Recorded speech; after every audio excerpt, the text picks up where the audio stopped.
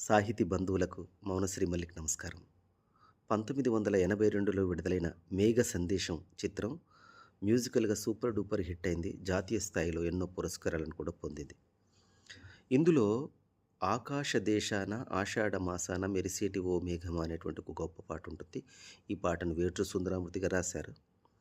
తన జీవితంలో ఎన్నో అద్భుతమైన పాటలు రాశారు. అందులో టాప్ 100లోకి తీసుకుంటే ఈ పాట తప్పకుండా ముందు వరుసలో ఉంటుంది.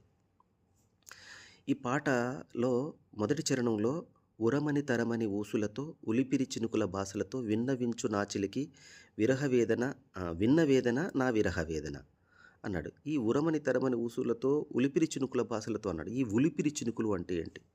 ఉలిపిరి చినుకులు అంటే తొలకరిలో కురిసేటువంటి సన్నని వాన. అంటే చాలా లలితంగా ఉంటుంది ఆ జల్లు. అంటే ఒక తుంపరలలాగా కురుస్తూ ఉంటుంది. అలా గాలిలో కలిసిపోయి అలా కురుస్తూ ఉంటుంది. అప్పటి వరకు పూర్తిగా ఎండలు అన్నీ కూడా భూమి వేడెక్కిపోయి ఉంటుంది.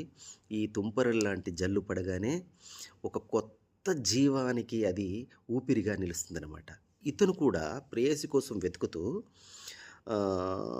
చాలా ఒక బీడు భూమిగా మారిపోతాడనమాట. ఎంతకి దొరకకపోయేసరికి.